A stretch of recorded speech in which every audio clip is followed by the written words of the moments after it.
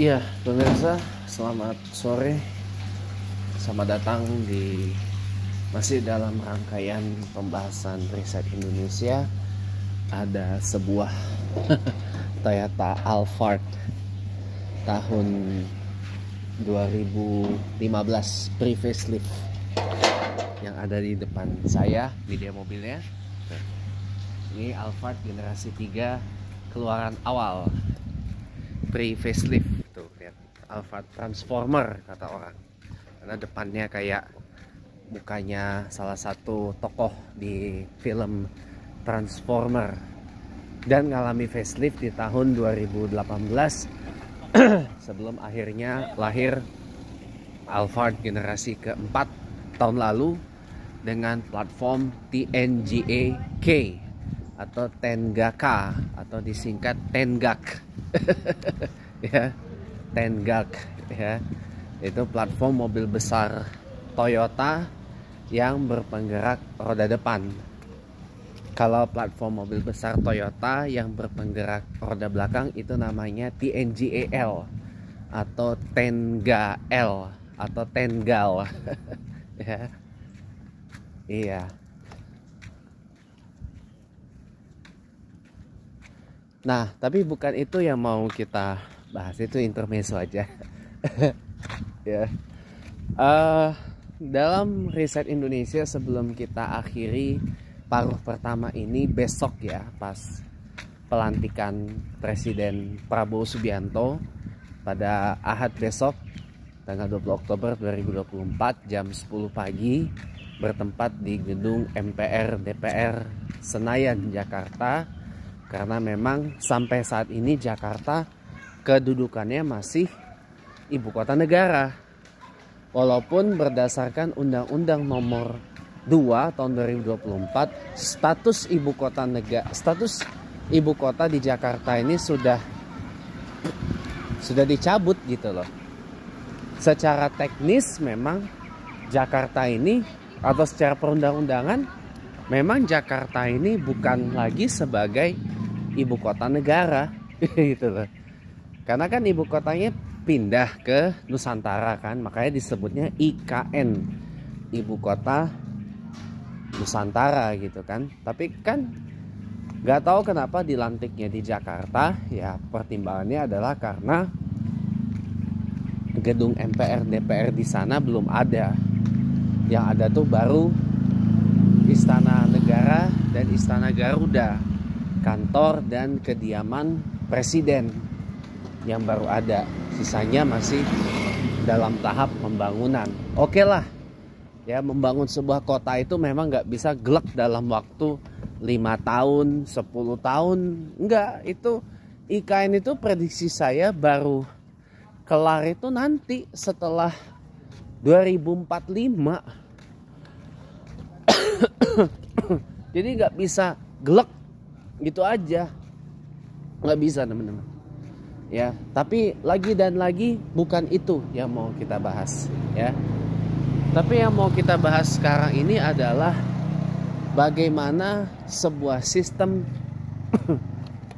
pendidikan di Indonesia yang membangun sumber daya masih dalam rangkaian riset pendidikan Indonesia. Kesimpulan tadi yang panjang lebar tadi siang tadi itu kesimpulan bagian pertama. Nah, ini kesimpulan bagian keduanya. Ya, karena kalau kita ngomongin pendidikan panjang ya. Ya. Jadi sekali lagi saya katakan, sistem pendidikan yang terbaik itu adalah sistem pendidikan yang berpusat kepada peserta didik dan sivitas akademikanya. Nah, tentunya kan setelah belajar baca dan tulis, baca calis, atau mungkin ditambah berhitung jadi baca tulis hitung, calistung gitu ya. Lalu kemudian sebelum masuk ke sekolah dasar ya, dites dulu minat dan bakatnya, ditentukan, dipetain, di mapping. Ini anak, ini bocah, ini minat dan bakatnya apa. Begitu udah kedeteksi, udah ketahuan, udah kedapatan, setelah di assessment, dites minat dan bakat oleh pihak profesional gitu ya. nanti akan ketahuan, oh ini minatnya apa, bakatnya apa. Begitu begitu udah ketahuan, kemudian langsung diarahkan ke minat dan bakat yang diminati itu. Sebagai contoh ya, misalkan anak ini unggulnya atau minatnya di bidang, oke kita lanjut ya teman-teman ya. Jadi misalkan gini, misalkan minat dan bakatnya di bidang, taruh contoh, misal minat dan bakatnya di bidang seni musik, karena memang dia bisa main musik. Ya fokus saja di situ, kasih dia pelajaran musik yang lebih banyak dibandingkan mata pelajaran yang lain. Atau fokus saja di seni musik ya. Atau si anak ini bakat dan minatnya adalah di matematika, kasihkan dia mata pelajaran matematika yang lebih banyak. Atau contoh seperti saya dulu, taruhlah misalkan bahasa Inggris yang bagus. Bahasa Inggrisnya yang bagus, ya kasih bahasa Inggris pelajarannya lebih banyak dibandingkan mata pelajaran yang lain. Gitu. Ya. Kasih mata pelajaran bahasa Inggris yang lebih banyak dibandingkan mata pelajaran lain, gitu. Jadi di sekolah, jadi seperti kita kuliah teman-teman. Seperti kita kuliah, tapi dimulai dari sejak level pendidikan dasar. Seperti itu. Dari sejak dini. Sehingga nanti nggak kebingungan ketika memilih jurusan ketika sudah beranjak ke pendidikan tinggi. Menurut saya itu akan lebih berguna ketimbang umur di sekolah habis untuk menguasai semua mata pelajaran yang belum tentu di hari-hari ke depan kepake. Yes. Ya. Jadi seperti tadi, sistem pendidikan kita nih harus adaptif. Harus bisa menyesuaikan dengan perkembangan zaman. Gitu. Harus bisa menyesuaikan dengan kondisi geografis setempat. Kayak tadi udah saya kasih tahu contohnya. Kalau di wilayah pesisir cocok tuh untuk diajarin perikanan. Kalau di wilayah yang masih ada persawahannya cocok tuh untuk diajari agrikultur atau pertanian. Ya. Untuk melestarikan, misalkan nih orang bahasa daerahnya mulai decline misalkan, ya tinggal kasih mulok aja bahasa daerah setempat. Misalkan di Jawa Barat kasih mulok bahasa Sunda, di Jawa Tengah kasih daerah bahasa Jawa, Jawa halus, Jawa ngapaan, Jawa ngoko gitu ya. Jawa Timur pun gitu juga sama. Agar penutur bahasa daerah ini tidak mengalami yang namanya penurunan. Nah, begitu juga kalau kita bicara tentang jadi mohon maaf, mata pelajaran kita ini tuh sebenarnya kebanyakan, teman-teman. Kebanyakan. Kalau saya sering menyebut itu obesitas dari dulu. Karena kita dituntut untuk bisa semua. Ini jahatnya sistem pendidikan kita tuh kayak gitu. Memaksa kita untuk bisa semua. Padahal kan belum tentu. Iya kan? Iya. Mohon maaf. Dulu mungkin ada ada beberapa teman kita yang istilahnya tuh nggak pinter-pinter banget deh, ya, nggak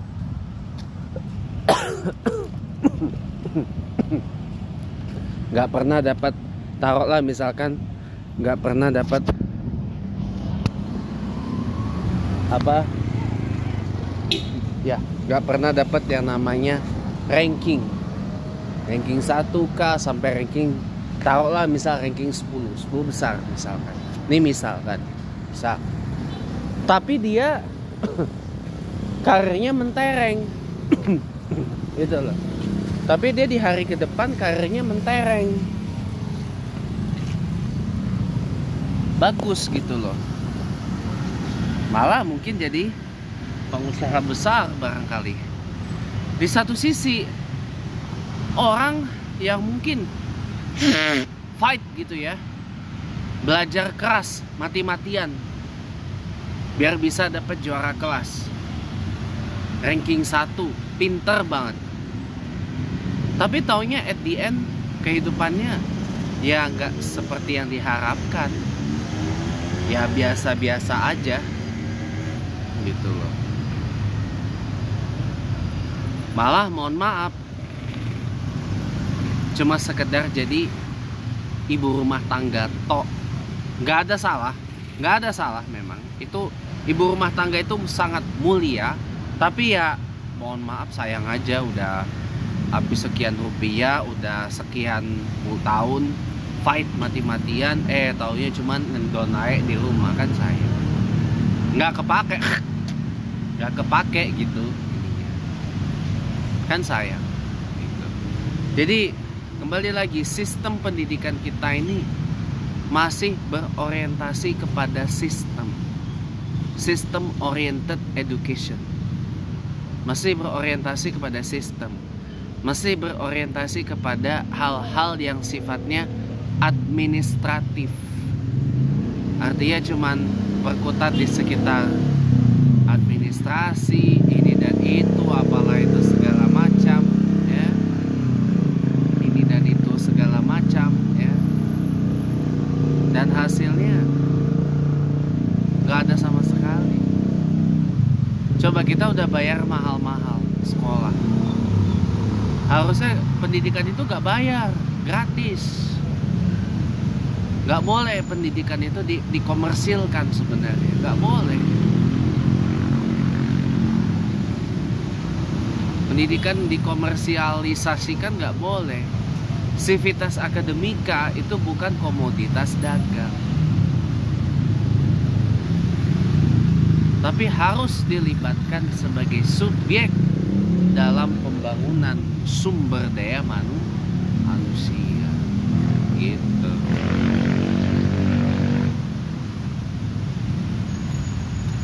Jadi makanya mohon maaf lahir dan batin teman-teman, saya ini orangnya agak, kalau ngomongin pendidikan, passion saya ini tinggi banget gitu, karena saya peduli. Nah jadi makanya teman-teman semuanya, marilah kita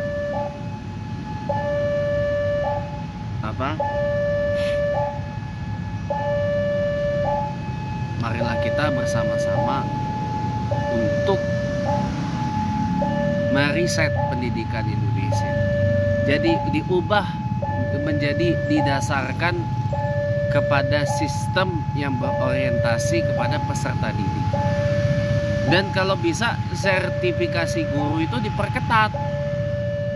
Jadi pastikan guru yang mengajar di sekolah itu benar-benar guru yang kompeten di bidangnya, bukan guru yang dipaksa mengajar yang bukan kompetensi di bidangnya hanya karena sekedar memenuhi jam pelajaran atau hanya sekedar menjadi guru cadangan atau substitute teacher kalau guru utamanya enggak datang,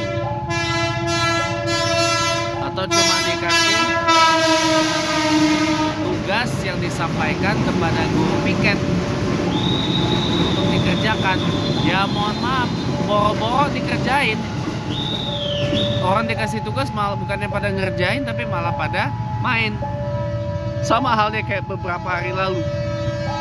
Kita kalau langsung plek taruh itu sistem kurikulum pendidikan Finlandia ya, yang katanya nggak ada PR dan jam belajarnya lebih sedikit, ya mohon maaf gitu ya, spare waktunya bukan seperti yang diharapkan ya, untuk pengembangan diri, self development, bantu orang tua dan sebagainya. Kebanyakan dipakai buat apa? Main sama tidur gitu loh. Kebanyakan dipakai main, mabar sama tidur. Ini yang terjadi di negara kita. Jadi menurut saya oke lah, jam belajarnya tidak usah banyak-banyak. Jam belajarnya tidak usah lama-lama. Tidak usah lama-lama. Pelajarannya tidak usah banyak-banyak. Ya secukupnya lah gitu kan. Dan berdasarkan minat dan bakat dari peserta didik itu sendiri ya.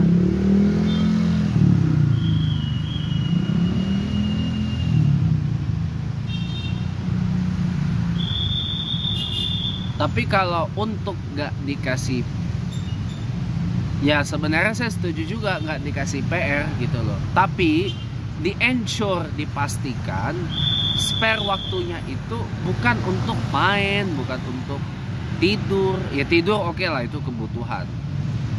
Tapi ya masa tidur terus ya.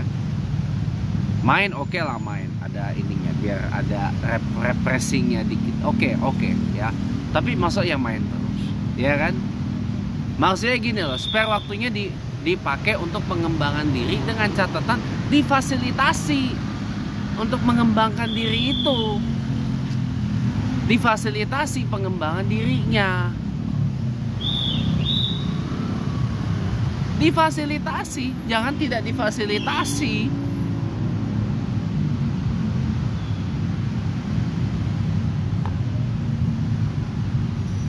Kalau nggak difasilitasi bahaya, ya. Difasilitasi, untuk pengembangan diri, diberdayakan. Saya bisa kasih usul.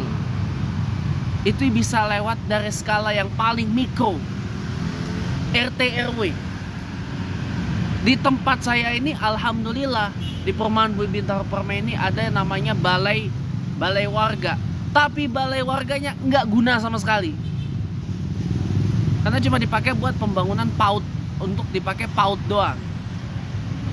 Padahal balai warga itu bisa dipakai untuk apa? Pengembangan generasi muda seperti saya ini. Seperti generasi muda seperti Gen Z, Gen Milenial, Gen Alpha, Gen Y seperti saya ini. Dibikin ruang untuk pengembangan diri agar gak kosong. Kalau untuk pengembangan diri berbasiskan syariah Islam, itu masjid tempat saya tinggal, Masjid Jami Al Karim, Perumahan Bumi Bintaro Permai, Pesanggrahan Jaksel, punya ruang serbaguna, punya lantai 2 yang udah diperluas. Itu bisa dipakai untuk itu. Jadi nggak kosongan gitu loh, nggak kosongan. Nggak kosong gitu, ngerti nggak maksudnya? Nggak kosongan. Di tempat-tempat lain ada yang serupa, balai warga kah, balai rakyat kah, ini kah itu apa segala macam. Itu dipakai untuk pengembangan diri, untuk penguatan minat dan bakat buat generasi muda, untuk diberdayakan. Kalau bikin acara, libatkan mereka jadi EO-nya, jadi MC-nya, jadi pengisi acaranya, jadi kru acaranya.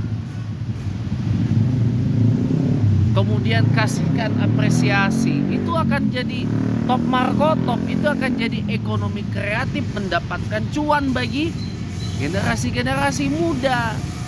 Ketimbang generasi muda dapat duit lewat apa? Judi online atau enggak taruhan bola.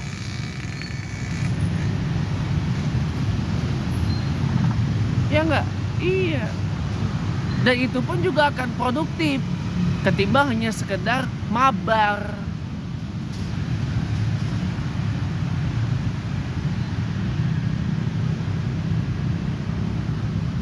Gitu loh. Jadi jangan semua ini diambil semua sama generasi tua, baby boomer, lost generation, apa enggak, jangan. Kan Indonesia ini surplus penduduk generasi muda karena tingkat kelahirannya tinggi. Benar apa benar? Ya. Jadi makanya kawan-kawan semua, yuk ya, yuk. Ya, inilah makanya spare waktu biar nggak belajarnya waktu nggak terlalu banyak di sekolah, nggak kesita juga, bebannya juga dientengin, ya. Jadi nggak perlu harus berhadapan dengan bimbel lah, nggak tegang lah ini.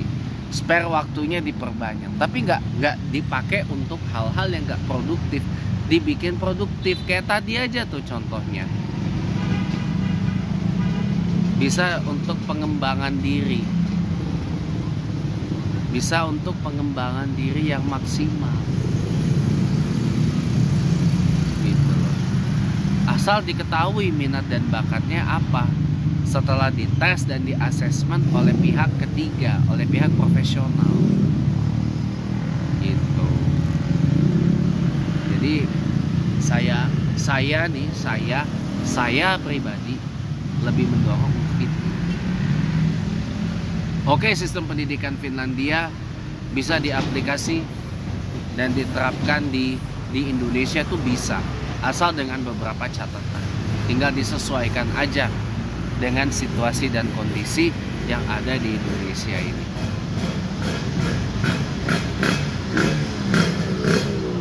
Jadi sistem pendidikan yang oke itu adalah yang berfokus kepada pembangun peserta didik, student centered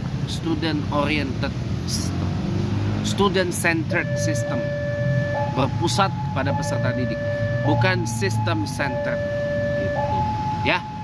Mudah-mudahan ada manfaat walaupun dikit, ya. Mari sama-sama kita riset pendidikan Indonesia yang lebih oke lagi ke depannya, agar kelak pendidikan di Indonesia, sekolah-sekolah di Indonesia, universitas-universitas di Indonesia bisa mencetak dan melahirkan sumber daya manusia yang unggul, sumber daya manusia yang berkelas, dan sumber daya manusia yang berkualitas global, yang tentu saja terampil, handal, dan tentu saja mahir, cakap, dan mantap bersaing di era globalisasi yang sudah semakin luar biasa cepat perkembangannya ini. Jadi kalau lulus sekolah tuh ada keterampilan yang dimiliki, ada bakat dan minat yang dipunya. Baik, semoga bermanfaat. Jangan lupa subscribe channel YouTube saya, James Windsor, agar gak ketinggalan konten-konten menarik lainnya. Kita bertemu lagi lain kesempatan di waktu-waktu yang akan datang. Selamat sore, selamat berakhir pekan, dan sampai jumpa.